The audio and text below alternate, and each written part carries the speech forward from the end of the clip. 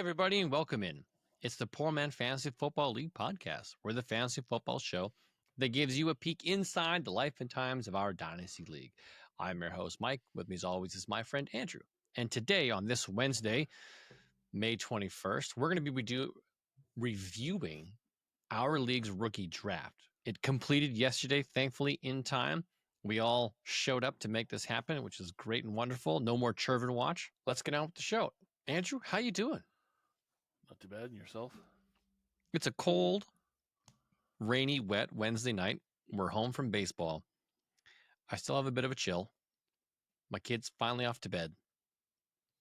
I'm ready to heat things up with some trash talking on some poor selections that our league mates have made. Well, we'll have to see at the end of the season if they were poor choices. Yeah, I realize there's probably no truth or fact into any of the statements we're about to make, but it's still fun to talk trash.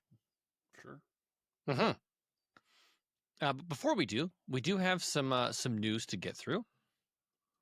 Do you want to hit us off with some of the tidbits that we've finally been gifted this week?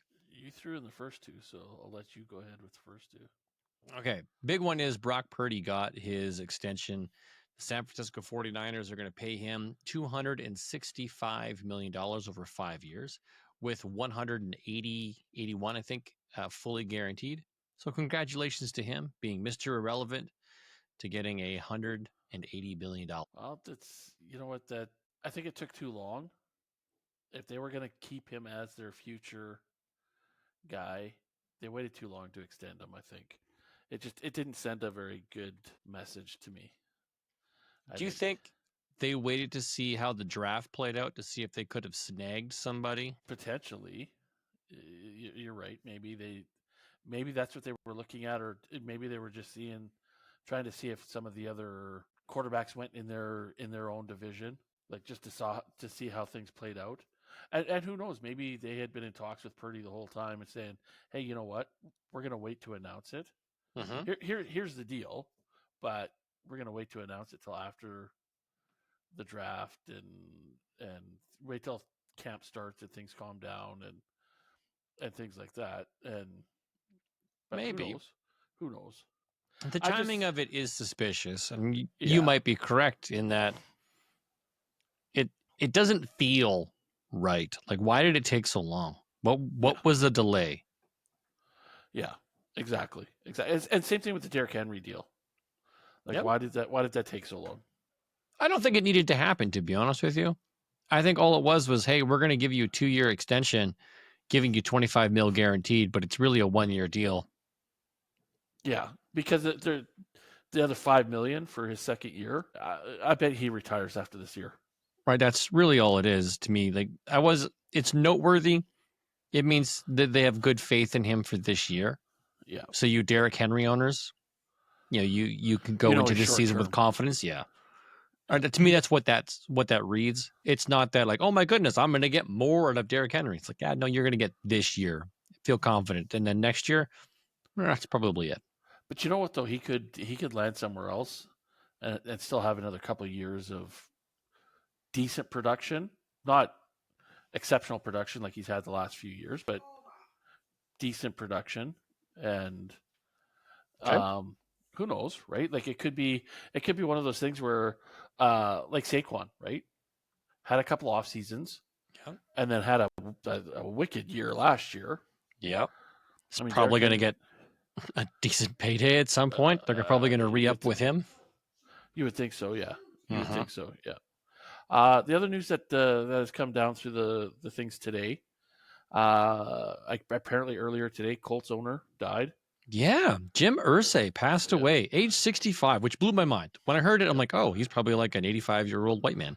He looked really old, but he lived long enough to cast his vote to get rid of the tush push, watch it fail, and then pass away. Maybe that's what caused it. No, yeah, no, just not. No, that's not respectful. I'm sorry. Okay, sorry, bad joke. Yeah. But you know what though, he's had a rough couple of years in the NFL because he was up for investigation with the guy from Washington and there was a few things that were A going on. coach from Washington or a player from No. Washington? When the owner from Washington. Oh, was he tangled up in that whole shenanigans Yeah. with the The comments towards women? some racial, that and racial stuff. Okay. So I think he was one of those outspoken guys. Okay. One of the outspoken owners. So I think he's had a rough couple of years, but it's too bad. See what happens with the ownership there. In other ownership news, the latest former player to become a partial owner, Charles Woodson, has bought into, and it kills me to say it, the Cleveland Browns. Why anything Ohio? Why? Well, That's okay. Woodson. It is kind of wild to see and to hear and think. I didn't hear anything about this until I just read it in the news doc here. I wonder how much he bought in, like how much of an owner he is in the Browns. Oh, there's a group of people that bought minor ownership, the minority ownership of it. There's a group of them, but he was one of the ones that threw money in. Okay, that came out today. I wonder if it's because they can't afford their quarterbacks anymore. They can't afford anything anymore. They keep that team just, since Jim Brown and Bernie Kosar left, the team has had nothing to celebrate, unfortunately. They looked really promising. What, 3 years ago? The Joe Flacco year. Yeah, and even the year before that, the team looked like, on paper, that team should have been kicking the crap out of everybody in the Central. They should have been, but they cannot get their ducks in a row to. Didn't they have Jarvis Landry and Odell Beckham and Baker Mayfield all together? Yes, and they had a really solid defense. So they're like San Diego. Everybody goes into the season thinking, "Oh, it's San Diego's year. It's San Diego's year," and then the second half of the season, they just implode. And then the last bit of news is the NFL has announced a new year-end award. Yeah, what's this? It's called the Protector of the Year. Protector of the Year. What does that mean? That goes to the top linemen. And it's voted on by former linemen and some, I think it said coaches, but I could be wrong. I know for sure it's former linemen vote on it for the guy that protects his quarterback the best. The lineman of the year. Okay. Yep. Is there a quarterback of the year or a... Well, there's the offensive player of the year, the defensive player of the year, but now they have just the lineman. Yeah, I guess because the lineman will never win offensive player of the year. No, but I think it's a great award. Recognition. Yeah. Are they going to start with any backdating, or are they just going to start this year going forward? It's now this is the lineman who earns it going forward, or they're not going to give any posthumous rewards, like for people who might have passed or from retirees? Well, who knows? Okay. I didn't read the whole article. I just thought it was really cool that they were going to give out that award. Yeah. Because there has been so many great linemen in the past. And yes, even when you're watching games now, especially when they hit the playoffs, where it's like, hey, this lineman only gave up 2 sacks all year, like, and the rest of his team has given up like 20, and he only gave up 2 of the 20. Like, what the heck? He's doing his job. And he's doing it right. Mm-hmm. I mean, you got the guy from Kansas City who takes 1,000 penalties, but he doesn't give up sacks. That's because he can't get anybody to jump off his side because he's the one jumping. That's right. Yeah. All right. That's some good stuff. Are you ready to get into our rookie draft? For sure. All right. I'm going to share my screen. And while I do that, I'm going to explain to the listeners at home. We do a 5-round rookie draft. I think we did the proposal to reduce it to 4. I don't remember where that's at. I'm hoping at 2026 we reduce it to 4 rounds and not 5, because I think everybody's now retained their 5th round picks. But yeah, we do 5 rounds. The order of this year's draft went: Andrew, you had the first pick, Donnie second, Juan third, Chervin 4, Bryce 5, Slick 6, Josh, aka the Multi Beast, is 7. Gabriel, aka Laborbus, is 8. Marvin, aka Ice and Metal, was 9, and I hold the 10th spot. 5 rounds. And obviously your pick was the 101, Ashton Gente. Yep. Did you field any offers? Were people trying for the 101 before you made the selection? I think I had one. I think I might have had one. I don't know, because I had the 101 in another league too. So you might be confusing the two. Okay. Yeah. You know what?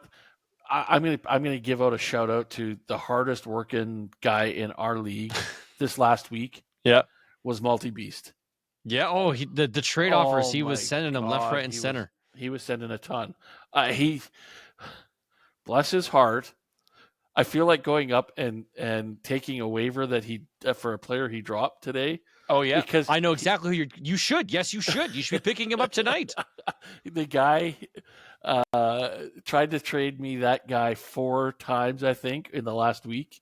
Yeah, and I'm just like, dude, he's not even going to make the team. I don't know why you keep offering me this guy, because he's not even going to make the lineup. Are we talking about Zamir White? Yeah. He's going to make the roster. He's going to be a back. Know. It's going to be a battle between him and Raheem Mostert. One of the two is going to get cut because no, Dylan Lobb's going to get cut, and they just signed Raheem Mostert, so it's like money wasted if they let him go. Yeah, I mean, Genty is gonna take the. Oh yeah, he's going to take all the touches. You're just looking for the handcuff, the guy that, hey, if Genty goes down, if there's an injury, who's the next man up? Yeah. I would bet on Zamir White over Raheem Mostert. And don't get me wrong, he wasn't giving me like crazy, silly, hey, I want your 101 for White or anything. Like he was giving very valid offers. I worry that White isn't going to make the roster, and I'm not going to give up a draft spot for somebody that might get cut. All right. Well, hey, now you can go spend a couple dollars in fab, right? No risk. See if it works out. Considering nobody's going to hear this till after the fact, maybe. How crazy do you think he would go if I did pick him up for? I go put $50 on him. That would be hilarious. Oh, okay. If you spent that amount of money, that's a bit crazy. My goodness. That would be hilarious. Though. That would be hilarious. But hey, I personally would recommend you going and grabbing Zamir White if you have an opportunity to do so for like pennies on the dollar here. Just stash him on your bench. You got to have a room for it. Or if I took him for $1, yes, right. That might even be that might even be funnier. There you go. You got him for $1. I'd buy that for $1. Hey, that was a good movie. It was. Okay. Next up, 102, Donnie picks Omarion Hampton. I think that's a clear, easy selection. He's the only other first-round running back. It's not a good team. Every other draft that I've seen, that's where Hampton's going the second pick. Okay. I'm in a draft with Donnie where Omarion Hampton did not go 102, and a whole bunch of trash went, and it was ridiculous. So I had oh, you're in that. Actually, I think you're in that draft with us. Yeah, Simple Man, he didn't go 102. Go have a well, I'm not going to jump out of this screen here. No, I got my sleeper. Yeah, okay. So if you go and look, the draft went wild. I had the 107 and 108. Donnie traded me to get the 108 from me, and to do so because he wanted to get a running back. Well, lo and behold, I took Hampton 102. You took 102, and then what? We had 2 quarterbacks go. No, right? No. The 2 quarterbacks went 105, 106. It was Cam Ward and Dart. Oh, yeah. Okay, that was the wild one. Okay, so we had. Anyways, it was because those 2 quarterbacks went in the first round, in the middle of the first round. it really threw off my where people were plans. thinking. Yeah, it threw me for a loop because I'm thinking, you know what, I'm probably going to get like RJ Harvey or Caleb Johnson in the 107, 108. But I really need a tight end. So I'm probably going to take Tyler Warren or Colson Loveland at that spot because I need a tight end to come up because my guys are aging out. And then Donnie hits me up with the trade and says, hey, I'll take the 108 Travis Kelce, Brian Robinson in a second. Here you go. And I'm like, yeah, you know what? I'll take that. That solves my potential need at tight end for this year, and allows me to be flexible. Yeah. So I say, hey man, I'm surprised you didn't ask for the 107. Like, just at a friendly sportsmanship, you gave me a good offer. Who you taking, or who do you want to take so I don't steal your guy? And he's like, I'm looking for a running back. And he said RJ Harvey, Caleb Johnson. I'm like, oh, okay, fair enough. I'll let you pick at the time so I don't steal your guy. And then lo and behold, Travis Hunter falls to me at 107. And in all of my drafts, I have not had a chance to get my hands on a share of Travis Hunter. So I pass on Travion Henderson and take Travis Hunter at 107, which pushes Travion Henderson to 108, which Donnie's like, yeah, I'll take that. Yoink. And it just pushed down some really interesting players into the early first, second selection. And I love the way the draft is working out because I got access to players I didn't think I would normally get access to. Yeah. I was like, this is fantastic. Yeah. Big fan. Like it. Well, you know what? For some of us that historically, and I'm going to say you, me, and Donnie probably are the worst of it. Yeah. Try to go after the same guy in every single league. Yeah, we have the guys that we like. Yes. We have the guys that we like. Yes. So when a curveball gets thrown in or a wrench gets thrown in, and now everybody's picks it, it's like draft day. Why is he dropping? Everybody's passing on him. What's going on here? What did I miss? Why did that just happen? Yeah. Everybody goes into panic mode because that guy's not supposed to be there. Exactly. Yeah. Exactly. All right. So continuing on, Juan here traded a pick to you at some point. I forget when, but you got the pick. Yeah, and you selected McMillan. Yes, over Hunter. And the reason yes, please tell. The reason I worry about Travis Hunter not getting enough playing time at wide receiver. I think Jacksonville is his primary is going to be a DB, and he's going to fill in wide receiver as trick play, as go downfield and we'll throw the bomb to you. And I think he's going to be a very inconsistent wide receiver. Okay, wide receiver the first couple of years, because they got to figure out in the first couple of years, they got to figure out, is he going to be a wide receiver or is he going to be a DB? Because he can't sustain it for a long term. As both, his body won't be able to keep up with it. He'll be burnt out halfway through the second year, trying to play all the offensive plays and all the defensive plays. Right. I just can't see that happening. There really hasn't been anybody that's done both long term, full time, and be a top talent at both. At the position, it's tough. He's so. I do think he's a good selection, and he did go the 104. He did go the 104, so he was the next pickup. Then Bryce took Travion Henderson, then Quidson. Sorry, let me pronounce his name. Quinshawn Judkins, and then RJ Harvey. Now, the first six are typically what I've seen in other drafts. This kind of like in this order, and then right here at the 107 is where the breaking point where RJ Harvey goes, or Caleb Johnson goes. Emeka Ibuka's right here. So these three kind of interchange. Occasionally, Tyler Warren makes his way up into this four, but this is where this usually plays out. Yeah, that top 10 is pretty straightforward. And then starting off in the second round, you grabbed our boy Colston Loveland. It was a tough call for me, man, between Tyler Warren and Colston Loveland. I just thought too many mouths to feed in Chicago. I'll take a shot on Tyler Warren. I also have Colston Loveland in another league, so I was like, you know what? Split some shares here, see what pays off. I looked at him as, because I gave up Kelce last year, I'm like, I don't really have a top 10 tight end right now. Yeah. Because if I look at my team, who did I have?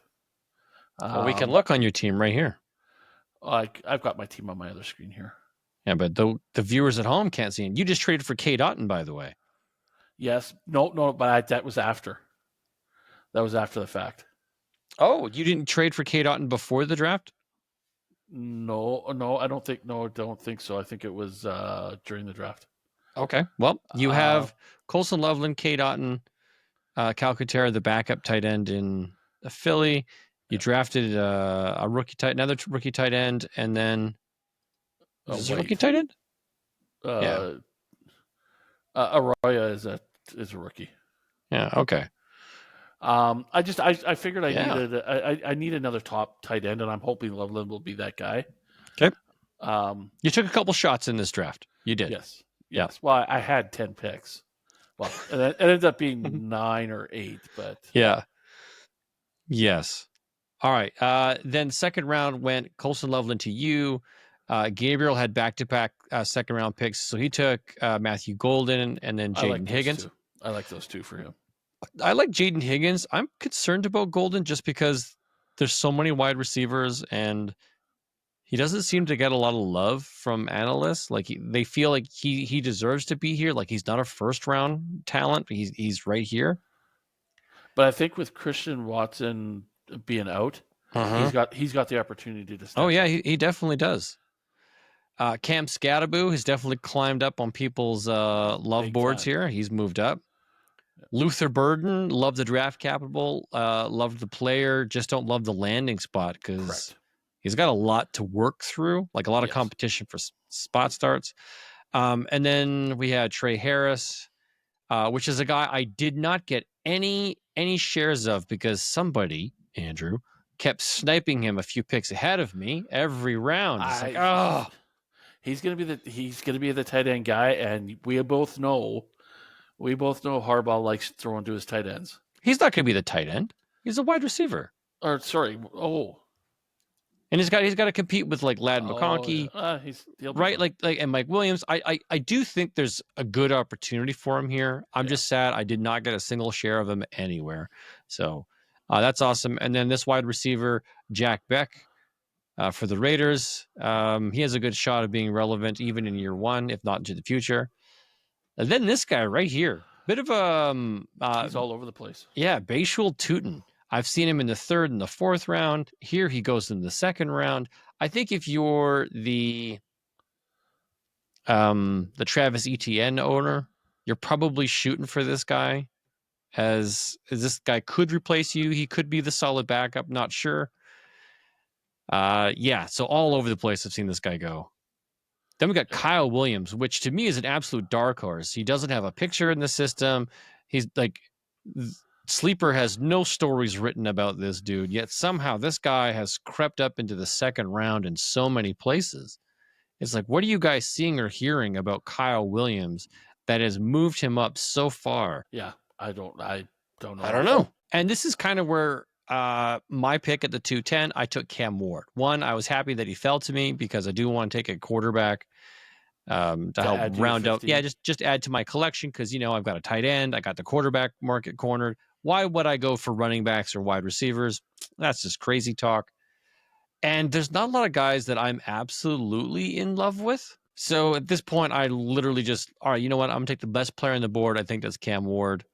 And then we got Noel, then we had another 2 tight ends go, wide receiver, running back. It's just, out of this group, I'm not surprised at any of the selections. I doubled down on quarterback and took Shadur Sanders with my fourth in the 410. I thought was a steal as a guy who could rise up. And then I had to make sure that I got my Isaac Tesla. So I made a trade to get back into the 5th round for the 501 to get Isaac Tesla. And in all honesty, I regret it now. What? Trading it to me? Yeah. Looking at what I drafted, I didn't take a quarterback, and I should have taken Show. Oh, that Tyler Shuck? It's pronounced Shuck, which is weird, but Shuck? Oh. Yeah, for New Orleans. Yeah, I should have taken him. In hindsight now with Carr being hurt. Retired. And basically gone, yeah. he's going to have a shot at the starting job. Yeah. So I kick myself for letting that go and not realizing what I had done. I will gladly trade you Shadur Sanders for JJ McCarthy. Yeah, no. Thanks. Okay, well then I think you're good at quarterback. You got CJ Stroud, JJ McCarthy, and Patrick Mahomes. I think you're good. I'm a little that's why I wasn't really pushing yeah. for a quarterback. Like I had lots of opportunity at quarterbacks, right? Like, You did. Dart went after my third round. Yep. Milrow went after my 3 picks. Yeah. Right. Like I could have taken your 3 picks in the back end of the third round is probably where I would have taken Jackson Dart. Yeah. And you had your shot. You didn't take it. You took other players. You took Royals for Kansas City, running back Neal for New Orleans, and Nash, wide receiver for Atlanta. Yeah. Yeah. So. All right. Now, what I want to do is I just want to show real quick. I'm going to highlight you as a player. So you had 1, 2, 3, 4, 5, 6, 7, 8 selections this year.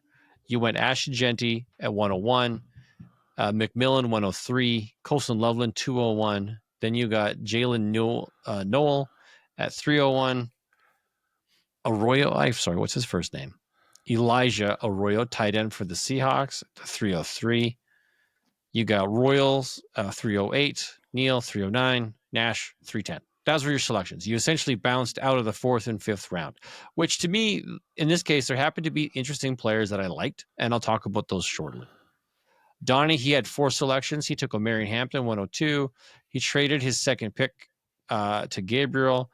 So then he drafted the consensus best, the 3rd best tight end in this group, Mason Taylor for the Jets. He got DJ Giddens for the Colts. And then he had to take a Ram because that's just his thing. He's on brand here to Yarquez Hunter, wide receiver for the Rams. Seems the point. Yep. And then Juan completely bounced out of this draft altogether and had 1 selection at the 503 where he took Gunnar Helm, tight end for the Tennessee Titans. Where's his partner in all of this? I don't think his I don't think his teammate is helping him out here manage his team. I was gonna say, like, where's your partner slapping you to say, hey, you only get 1 pick? What's going on here? Yeah, what happened? I thought we were playing this thing. All right. Then Chervin, who came back just in time for the draft, he ended up with Travis Hunter, Cam Scattaboo. Who is this guy? Elick Ayo Manor, wide receiver for the Tennessee Titans in the 3rd round. In the 4th round, he took, I think this is a sneaky selection. How does this happen? Savion Williams, a player taken in the 3rd round. He's a 3rd round selection, okay? 3rd round selection. Even though he was the 2nd wide receiver drafted to the team, he was a 3rd round selection, and here he is in the 5th round of our draft with guys that were drafted in the 4th and 5th round going ahead of him in rounds 4 through 5. And this guy's all the way down here in the 5th round. I think it's because it's such a busy wide receiver room in Green Bay. Yeah. It's either Williams is going to step up or the guy that I took from Green Bay is going to step up. One of the two is going to, and the other isn't. Okay. All right, let's get over to Bryce. Bryce had 4 picks. He took Travion Henderson in the 1st, Luther Burden the 3rd in the 2nd round. And then he took Dylan Sampson, 4th round running back behind Quinshon Johnson. He took him in the 3rd, and then took Trevor Etienne in the 4th with no 5th round pick. All right. Slick, he actually did pretty good. I liked his draft. He got Quinshon Judkins in the 1st round, Trey Harris in the 2nd. In the 2nd round, he also took Boutan. Now, let's just see. Does he have? I don't think he has. Oh, he does have Travis Etienne. Okay, so that makes sense. He took Boutan in the 2nd round, locked that guy up just in case. I like that. Then he grabs Terrence Ferguson, who was if I remember correctly, was he 2nd round draft pick? It's not loading. Anyways, yeah, he was a second-round draft pick at the end of the second round, number 46. So not a bad selection. Pretty good investment in the third round. Love it. How he got passed up here. Well, I guess you took Arroyo ahead of him. Yeah.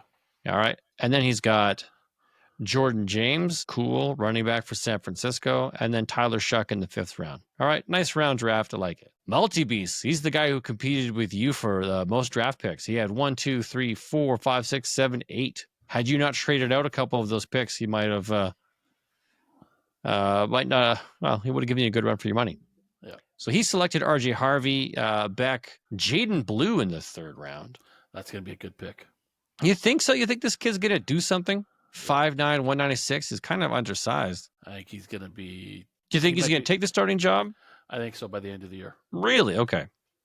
I take that bet. I don't know this kid, but I think Javonte Williams will somehow hang on to this job. All right, but then the 4th round, this is where I think Josh really shines. He took Jackson Dart, 401, then took Milroe, another quarterback, at 403, right? So he's doubling down onto high upside Russian quarterbacks.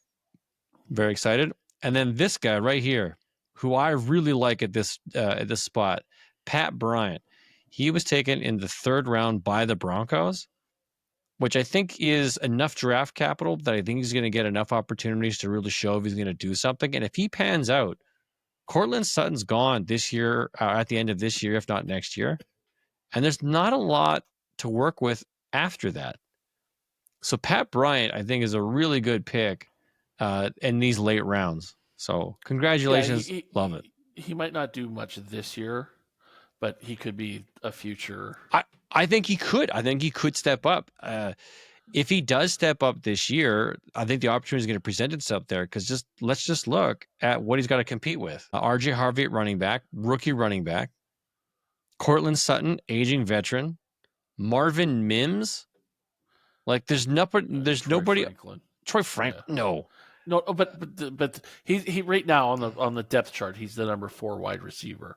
He'll probably start the season as the number 3. Franklin will probably drop. Quite possibly, yeah. Like this is a guy who could move into that wide receiver 2 spot very quickly. Yeah, he could. Yeah.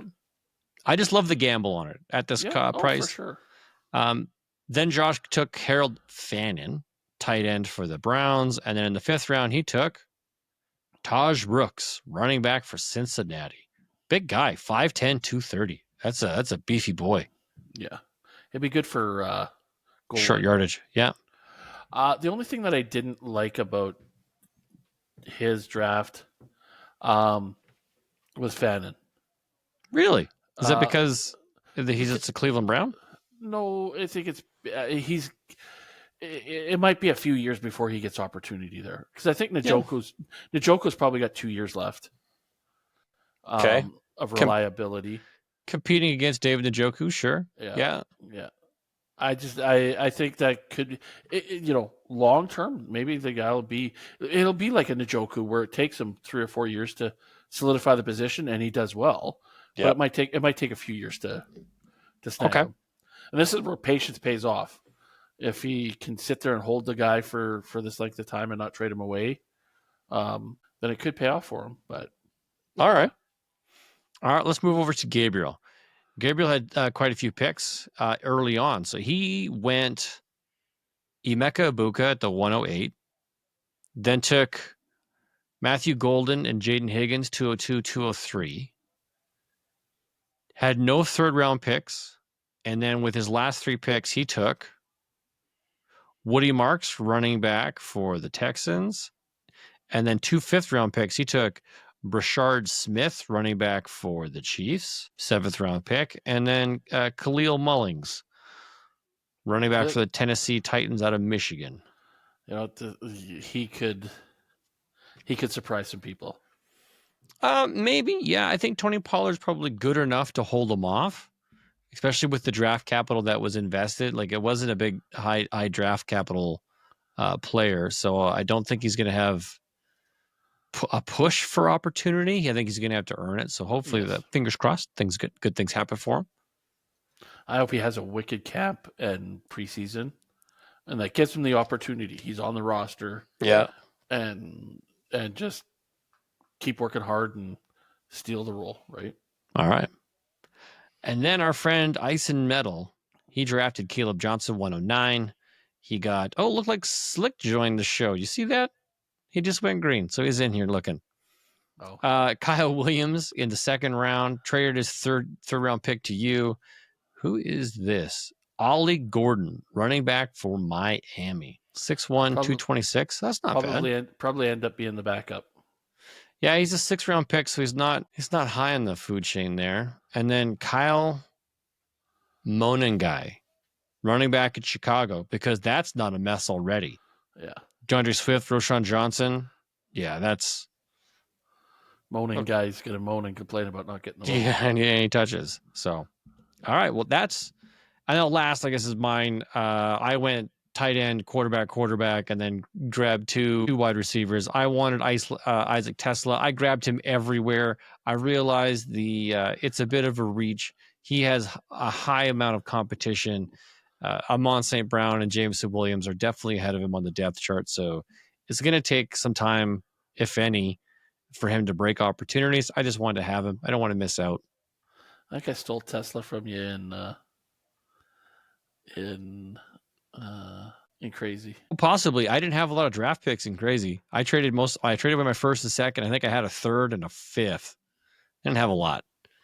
So had to be very selective on who I went for. And then in my last selection, our Mr. Irrelevant, I took Tay Felton, wide receiver for the Minnesota Vikings. Yep. Kid out of Maryland, 6'1", 183.